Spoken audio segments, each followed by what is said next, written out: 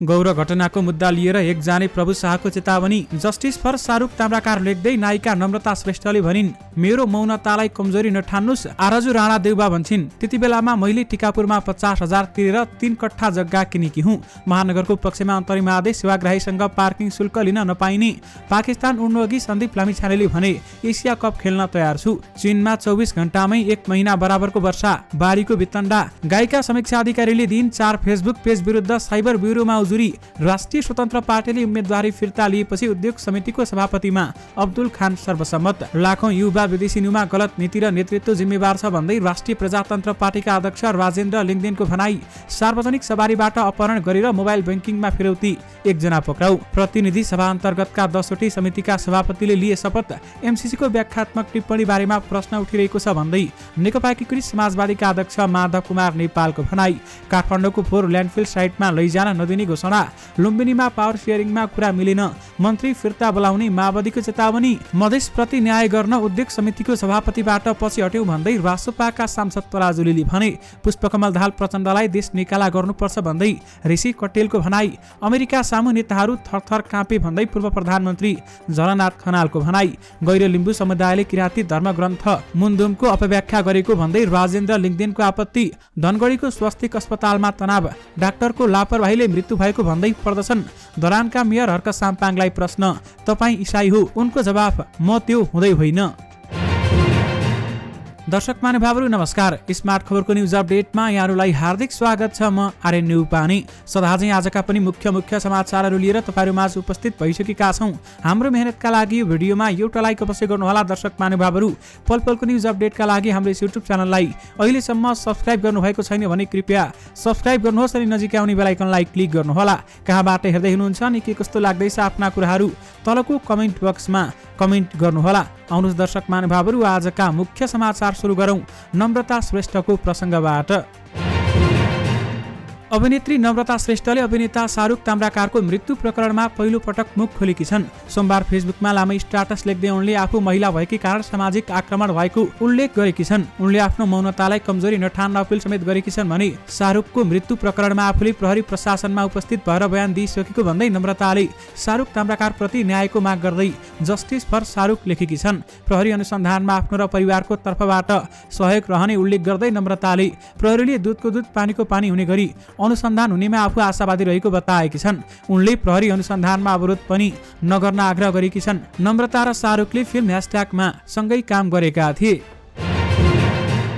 Asia cup खेल्न cricketer Sandeep Lamichhane Pakistan प्रस्थान गरेका छन्। लामिछानेलाई विदा गर्न राष्ट्रिय खेलकुद परिषदका सदस्य सचिव टङ्कलाल घिसिङ आफै विमानस्थल पुगेका थिए भने सन्दीप गएसँगै नेपाली टिम पूर्ण हुने उनको विश्वास छ। सञ्चारकर्मीहरूसँग संक्षिप्त कुराकानी गर्दै सन्दीप लामिछानेले एसिया कप खेल्नका लागि आफू फिट रहेको बताएका छन् र जीवनको कठिन समय भए पनि आफूले सकेको अभ्यास गरेको भन्दै उनले भने, खेल्नका लागि म तयार छु, आशा छ एसिया कपमा राम्रो गर्नेछौँ, टिमसँग घुलमिल हुन समय नलाग्ने भन्दै उनले एसिया कपमा राम्रो विश्वास व्यक्त गरेका छन् र नेपालले भारत र पाकिस्तानसँग खेल्नेछ। सन्दीपले भने, त्यो खेलमा हारजित भन्दा पनि हामीले उहाँहरूबाट सिक्न सक्ने कुरा महत्त्वपूर्ण हुनेछ।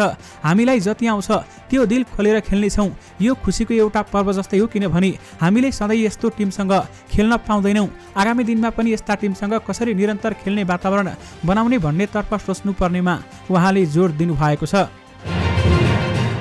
गायिका समीक्षा अधिकारीले आफू विरुद्ध झुटो खबर फैलाएको भन्दै 4 फेसबुक पेज विरुद्ध प्रहरी साइबर ब्युरोमा उजुरी दिएकी छन्। अस्ट्रेलियाले कालो सूचीमा राखेको भन्ने खबरलाई प्रतिवाद गर्दै फेसबुकका केही पेज विरुद्ध किटानी जाहेर दिएको अधिकारीले उल्लेख गरेकी छन्। उनले भनेकी छन्, केही कागजपत्र मिलाउनु पर्ने भएका कारण अस्ट्रेलियाको भिसामा भएको ढिलाइको विषयलाई लिएर सामाजिक सञ्जालमा अस्ट्रेलियाले मलाई ब्ल्याकलिस्टमा राखेको छ भन्ने झुटो खबर फैलाइएकोमा त्यसको प्रतिवादी स्वरूप केही सञ्जालहरू किटान गरी जिल्ला प्रहरी कार्यालय कास्कीमा उजुरी दिएकी छु। वास्तविक कुरा नबुझी आफ्नो सञ्जाल प्रचारको लागि कसैको जिन्दगीसँग खेलबाड गर्नु जघन्य अपराध भएको उनको निष्कर्ष रहेको छ। कास्कीको माछापुछ्रे गाउँपालिका 4 निवासी गायिका अधिकारीले जिल्ला प्रहरी कार्यालय कास्कीको साइबर ब्युरोमा उजुरी दिएकी हुन् भने नेपाल प्रहरीले गत महिनादेखि साइबर ब्युरो सम्बन्धी उजुरी सम्बन्धित जिल्लाबाटै दर्ता गर्न सकिने व्यवस्था लागू गरेको छ। विशेष गरी समीक्षा अधिकारीले 4 फेसबुक पेज विरुद्ध साइबर ब्युरोमा उजुरी दिएकी छन्। प्रतिनिधि सभा अन्तर्गतका 10वटा समितिका सभापतिले पद तथा गोपनीयताको शपथ लिएका छन्। सोमबार प्रतिनिधि सभाका सभामुख देवराज घिमिरेले निर्वाचित सभापतिहरूलाई पद तथा गोपनीयताको शपथ दिलाएका हुन्। सोमबार 10वटी समितिका सभापति निर्विरोध निर्वाचित भएका थिए, जस अन्तर्गत अर्थ समितिको सभापतिमा नेपाली कांग्रेसका सन्तोष चालिसे, अन्तर्राष्ट्रिय सम्बन्ध र पर्यटन समितिको सभापतिमा जनता समाजवादीका राजकिशोर यादव निर्वाचित भएका छन्।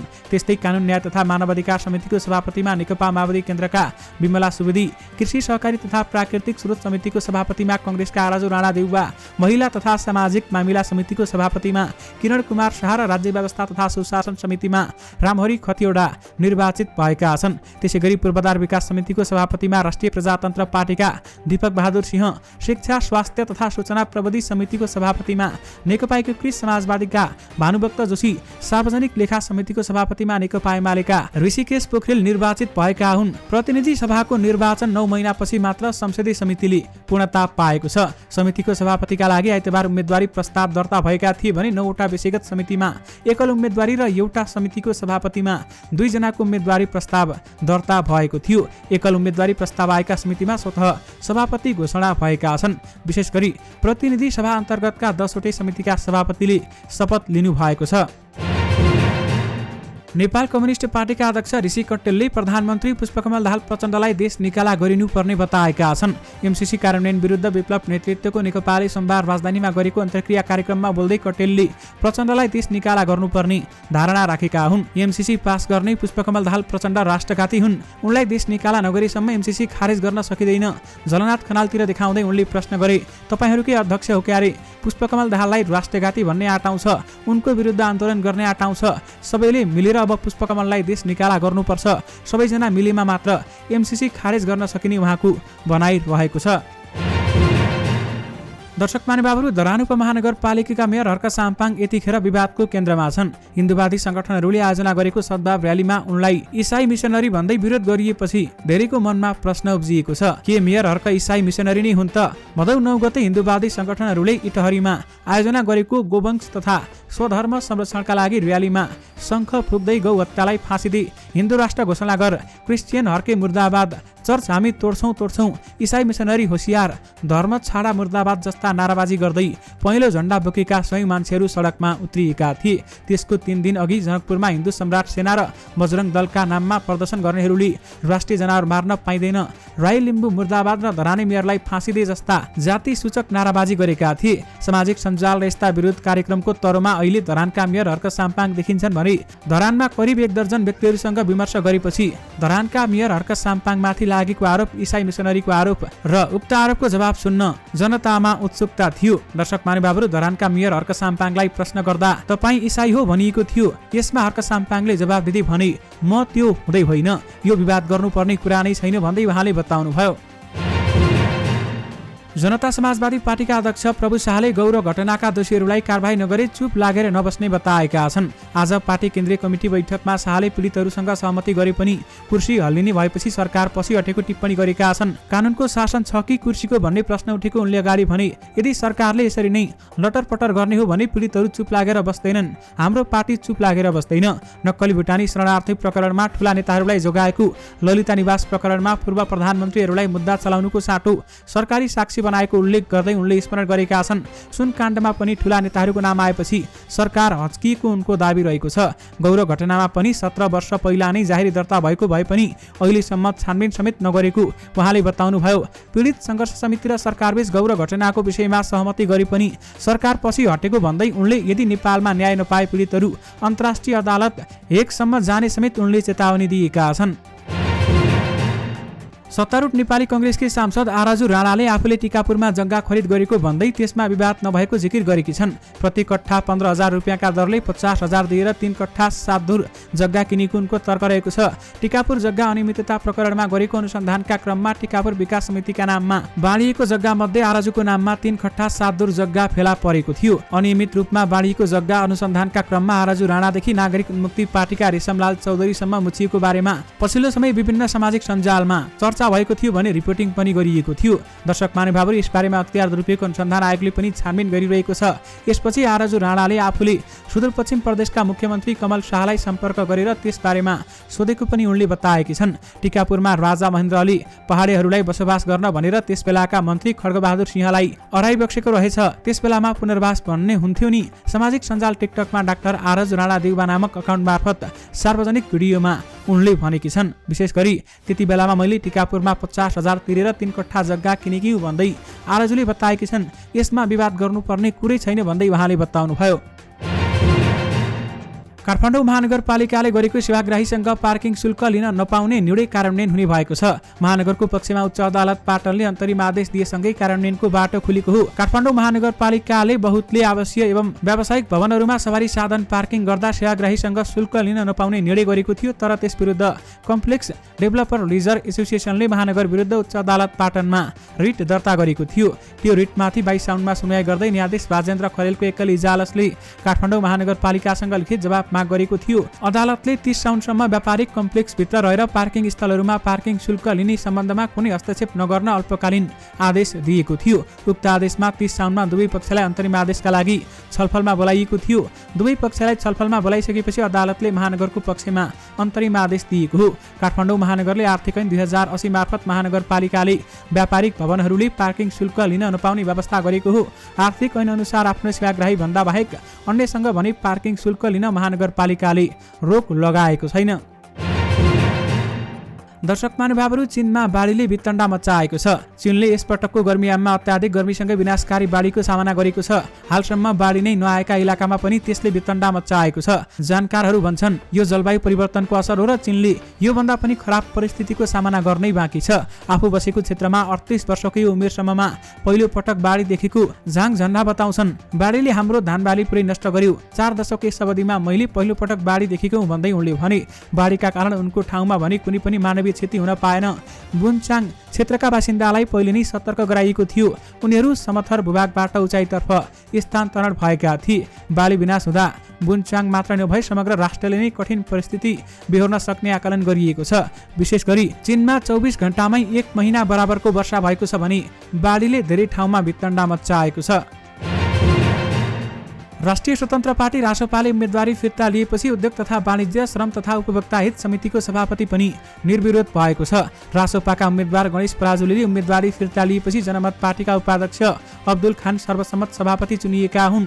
पराजुलीले उम्मेदवारी फिर्ता लिँदै जनमतसँग रासोपाको प्रतिस्पर्धा नभएको बताए। उहाँ मुस्लिम समुदायको पनि हो। हाम्रो प्रतिस्पर्धा जनमत पार्टीसँग पनि होइन, त्यसका कारण म आफ्नो उम्मेदवारी फिर्ता लिन्छु भन्दै उनले भने। प्रतिनिधि सभाका 9वटा विषयगत समितिको सभापति आइतबार नै निर्विरोध समेत भइसकेका छन् भने रासोपा र जनमतको उम्मेदवारी परेपछि उद्योग तथा वाणिज्य, श्रम तथा उपभोक्ता हित समितिमा मात्रै निर्वाचन हुन लागेको थियो। विशेष गरी रासोपाले उम्मेदवारी फिर्ता लिएपछि उद्योग समितिको सभापतिमा अब्दुल खान सर्वसम्मत भएका छन्। नेकपा एकीकृत समाजवादीका अध्यक्ष माधव कुमार नेपालले अमेरिकी आर्थिक सहयोग परियोजना एमसीसीको व्याख्यात्मक टिप्पणीमा प्रश्न उठेको बताएका छन्।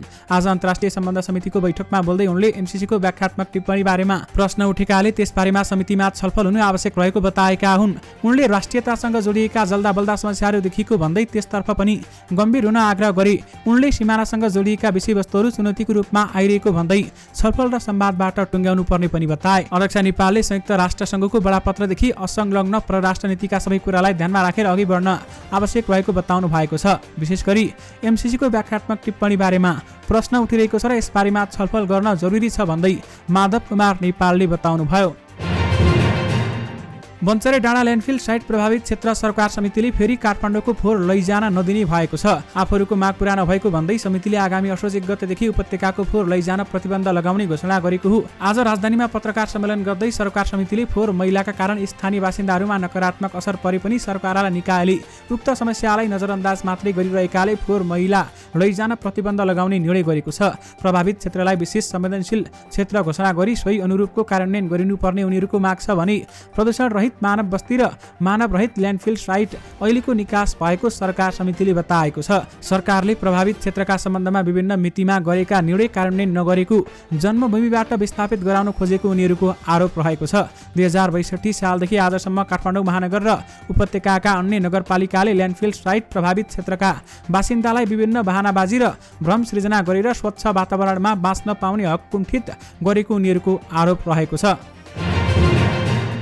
लुम्बिनी प्रदेश सरकारमा पावर सेयरिङका कुरा नमिल्दा मन्त्री परिषदले पूर्णता पाउन सकस भएको छ। 8 दलको समर्थनमा नेपाली कांग्रेस संसदीय दलका नेता डेली बहादुर चौधरीको नेतृत्वमा सरकार रहेको छ। सहमति अनुसार साना दलहरू सरकारमा गए पनि कांग्रेस र माओवादीबाट बन्ने मन्त्रीहरूको शक्ति बाँडफाँडमा कुरा नमिल्दा ढिलाइ भएको हो। यही कारण मुख्यमन्त्री चौधरीले सरकारलाई पूर्णता दिन ढिलाइ गरेको नेपाली कांग्रेसका एक प्रदेश सांसदले हामीलाई बताए। अब पूर्व सहमति अनुसार नेपाली कांग्रेसले 2 र माओवादीले 2 मन्त्रालय पाउने भए पनि मुख्यमन्त्री बनेको 4 महिना पुग्दा समेत माओवादी र नेपाली कांग्रेसबाट मन्त्री थप्न सकेका छैनन्। बजेटबाट सरकार विस्तार गर्ने भनिएको थियो। सरकार विस्तारको काममा ढिलाइ प्रति पछिल्ला दिनहरूमा माओवादी र कांग्रेसभित्रै निराश छाउन थालेको सांसदहरूले गुनासो गर्न थालेका छन्। माओवादी लुम्बिनी प्रदेश प्रमुख सचेतक इन्द्रजित थारूले मुख्यमन्त्रीले विभिन्न बहाना देखाउँदै मन्त्री परिषद विस्तारमा ढिलाइ गरेको आरोप लगाएका छन्। विशेष गरी लुम्बिनीमा पावर सेयरिङमा कुरा मिलेको छैन भने मन्त्री फिर्ता बोलाउने माओवादीले चेतावनी दिएको छ।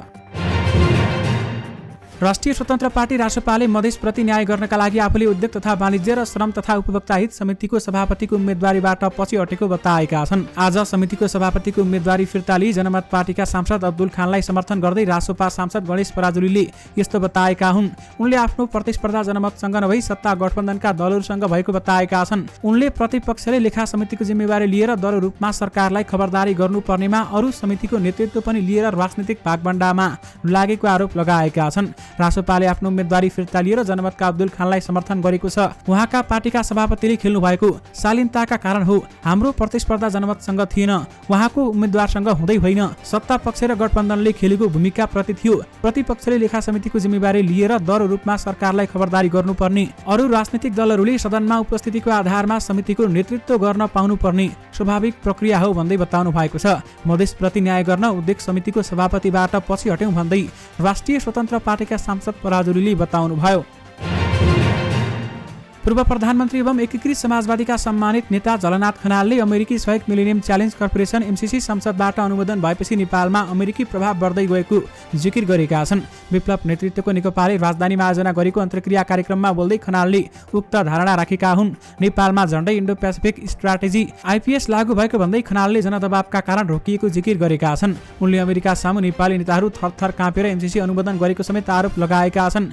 एमसीसी अनुमोदनका लागि बाइडेन साहबले डोनाल्ड लु साहबलाई यहाँ पठाए। तपाईले यो पास गर्नुहुन्छ भने गर्नुस्, होइन भने तपाईहरुलाई चिनिया एजेन्ट भन्छौ भनेपछि हाम्रा नेताहरू थरथर काँपेर एमसीसी अनुमोदन गरेको उहाँले बताउनुभयो।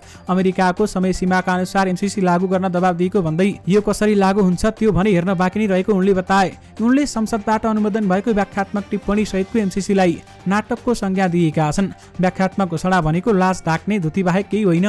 यसले केही गर्नेवाला छैन, अमेरिकाले सुन्नेवाला पनि छैन, सुनियाले पनि यसको अर्थ केही छैन भन्दै खनालले बताउनुभयो। एमसीसी लागू गर्न आउनका लागि अमेरिकी टोलीलाई विमानस्थलमा जाँच समेत गर्न नपाउने सम्झौतामा उल्लेख भएको उहाँको भनाइरहेको छ।